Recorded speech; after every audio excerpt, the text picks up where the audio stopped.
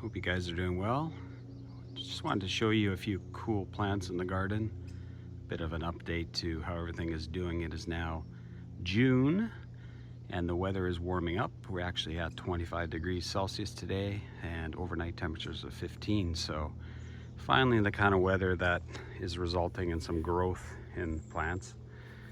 These are my Musa Baju, really delayed this year because we had such a cool spring.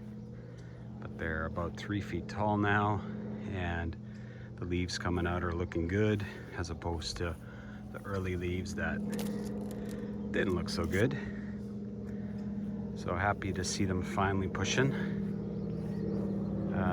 Let's check out some other things here. So over here is my larger Jubea that I have, Jubea chilensis. And as you can see, it's pushing out some nice new growth on it. There's a nice healthy spear coming out. So that's good to see. I really wanted to gain some strength this summer in case we have another winter where we saw minus 12 Celsius, which is not good for this palm tree. I did, however, protect it so it didn't suffer any damage. But if we continue having winters like that, definitely gonna have to protect this one every year. That's looking pretty good. I did fertilize it, which helps. That's my other patch of bananas. As you can see, they're very, very small still. Last year, I think at this stage in June, they were probably 6 feet tall. These ones are barely a foot tall. Now they are more in shade than the other patch, so might explain why they're slower to get up. But none of the old pseudostems survived from last year, so these are all new pups coming up, which obviously is a slower process than coming back from established pseudostem. I didn't protect these at all other than putting some leaves on top of them. One of my big trackies. You can see the damage to the fronds over there from the cold. However, there is nice new growth coming up in the form of nice green spears pushing. So that guy will be fine. I was worried there for a bit, especially after we had the cold, minus 12 C, and then heavy snow event that broke all the fronds. It was not a good winter. This guy, Schlafera taiwaniana, also coming back. So that was good to see. You can see it actually branched off in multiple locations after the main head died back. So you can see there's the dead growth at the very top. Went kind of mushy. And then was just a stick, and I thought, oh no, I've lost this guy. And then it started pushing some new buds, which was nice.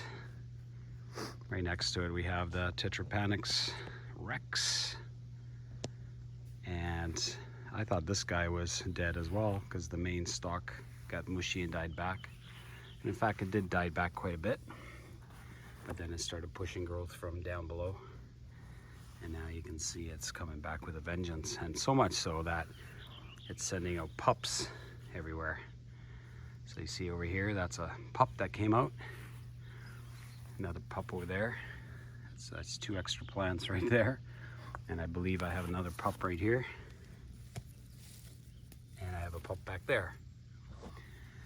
So this plant's fairly hardy, but it might die back to the roots and then come back for you from those roots and then in other spots around your yard. So just be prepared to deal with that.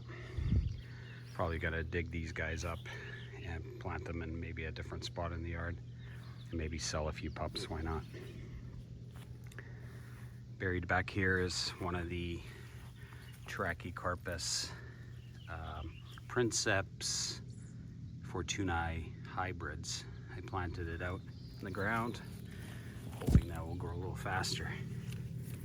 So far it's showing some nice color underneath the fronds, which is typical of Princeps.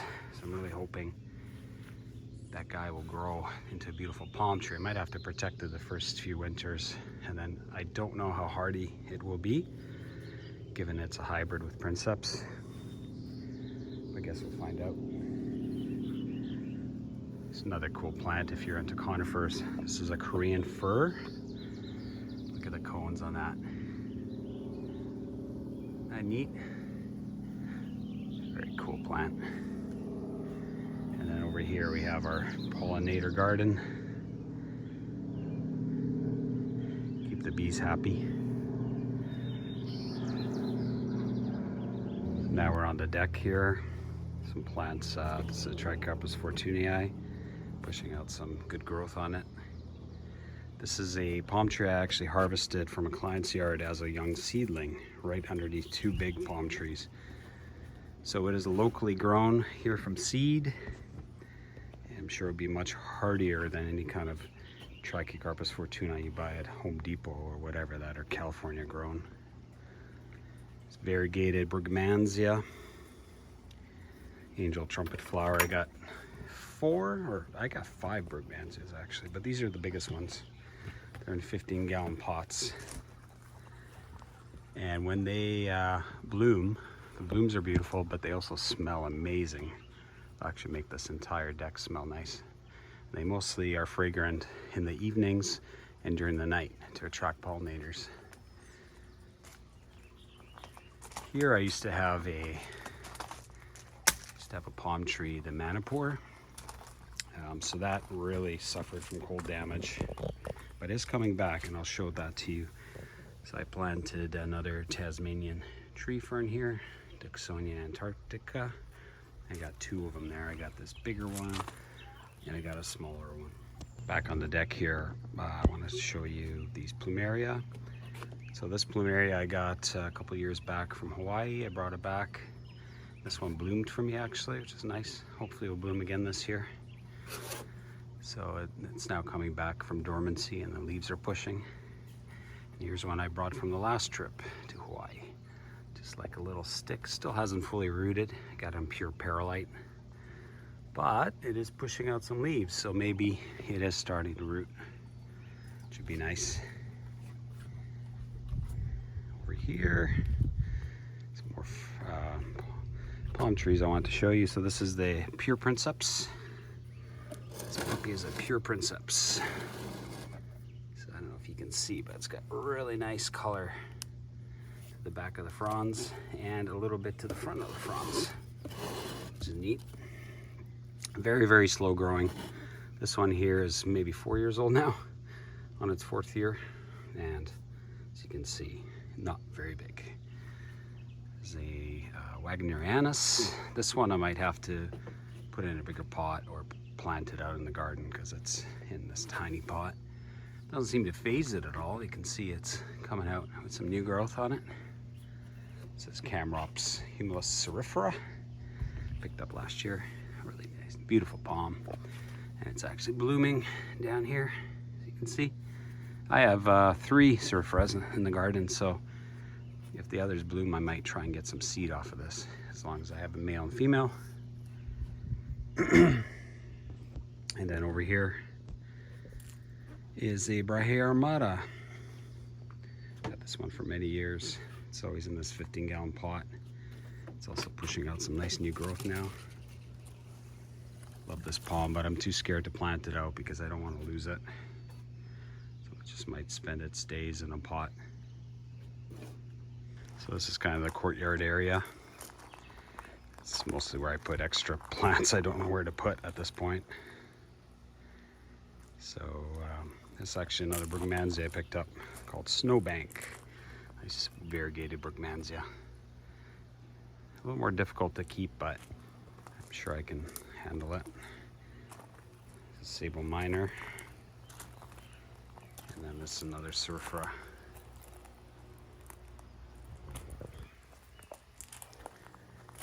I got a Chinese lotus banana. Another Brugmansia. Variegated Bougainvillea. Some cannas. And those are strawberry and lemon guavas. It's a finger lime. Then over here I got this wagyu, which I had planted last year in the garden. Really suffered. It's probably grown in California. Anyways, it's coming back. And then let me show you the Manipur. So I thought this guy was gone, but then I noticed it started pushing out some new fronds. So probably took about well over a month from the point where I thought it was dead to where it is now. You can see it is pushing out fronds, so it is very much alive. But you know what? I'm gonna keep this one in a pot from now on. It's suffered this way a few winters now, so it's definitely not as hardy as a Fortunii. And it's such a beautiful palm, I don't want to lose it. So I'm just gonna put it in a pot and store it in the greenhouse if it gets too cold during the winter. It's a pretty easy solution. Again, any conifer fans out there, this is a variegated black fir. Look at that. Isn't that beautiful? Oh, it's got two-tone colors to the needles. Sorry, I said fir, but it's actually a spruce. Black spruce. And that's a redwood. If any of you are in California, I'm sure you're very familiar with redwoods. I do have to plant that one in the forest somewhere because I don't have space on my property. There's a giant sequoia. Also have to plant that one out. And then these are mimosas. That's a regular mimosa and that's a chocolate mimosa. Not quite sure what I'm gonna do with those. They're so late to open up every year. Almost doesn't make it worth keeping.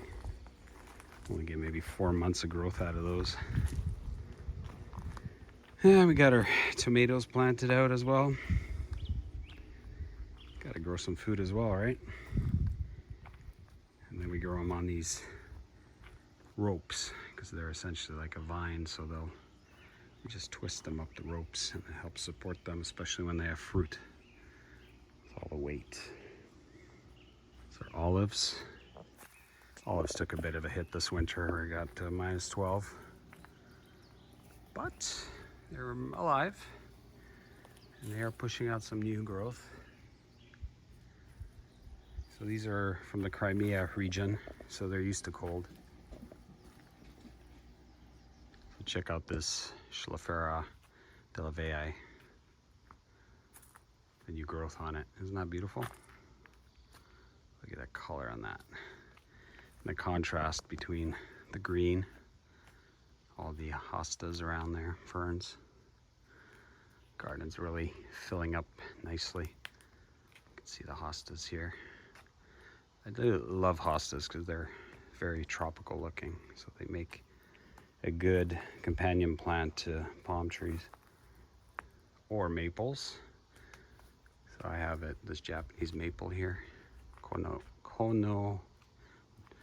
no Ito, I believe it's called.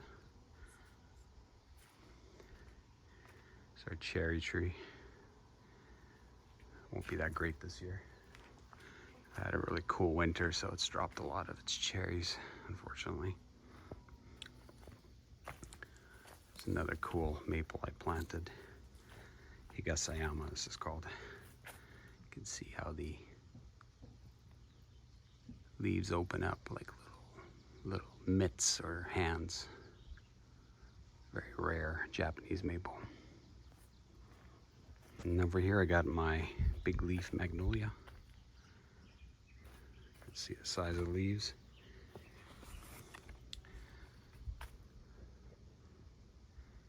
Also very tropical looking. And then exciting news, these are a pair of pawpaw trees back here. And need two to tango, and this year the second one bloomed for us, so we might actually get fruit on them for the first time this year. Let me show you what it looks like when you have the blossoms pollinated, and you might get fruit. Here it is right here. See that? That's the beginnings. That's the beginnings of pawpaws. That's what it looks like. That's pretty exciting. I'll be the first year for those. We've had them for 8 years to get to this stage. They're almost 15 feet high. So it takes a while. And there's some smoke bushes here. And then we got our peach trees and our nectarines here under overhang just to keep them dry, south facing. We're ready to get some peaches on those. And some nectarines. More peaches.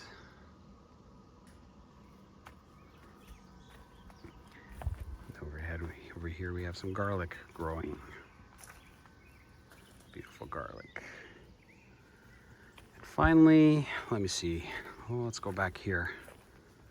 The back of the garden. I don't know what else to show you guys that's different. Everything's growing like mad here.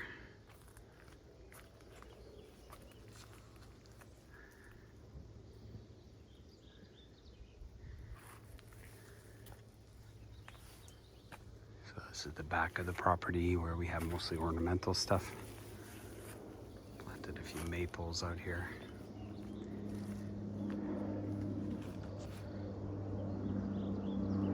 Blue spruce. Rhododendrons here, hostas. Some Japanese maples. A big tree there is a Pseudoacacia robina, Pseudoacacia frisia. It's a nice contrast with the reds, the greens. There's some bamboo there. It's a spectabilis.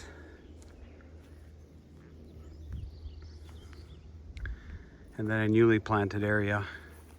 Nothing much at this point, but planted some maples here. It's a Yuki Gumo, or floating cloud maple. Then some rhododendrons. Eventually they'll grow up and block this fence. There's a butterfly maple right here.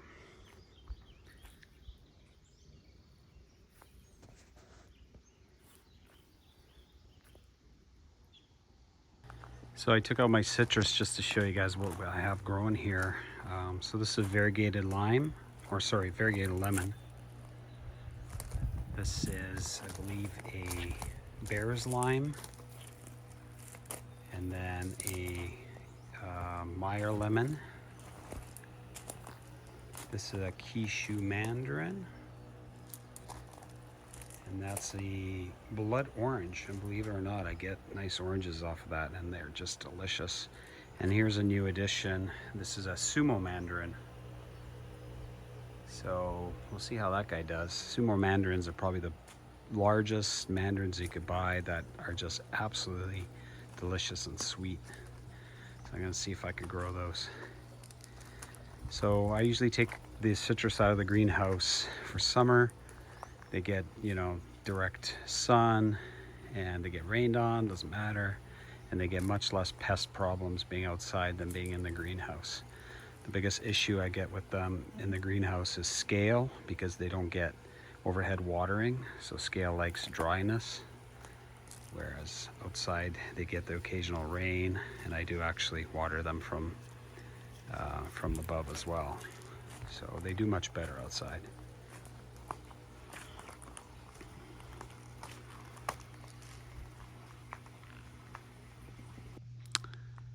Anyways, guys, that's about it for this update. Just wanted to show you some cool things happening in the garden. I saved this last part for the end part of the day. This is the front bank here, full of daisies and foxgloves, and grass is coming up. Hope you enjoyed that video. And I hope you're having a great day as usual. Thanks for watching.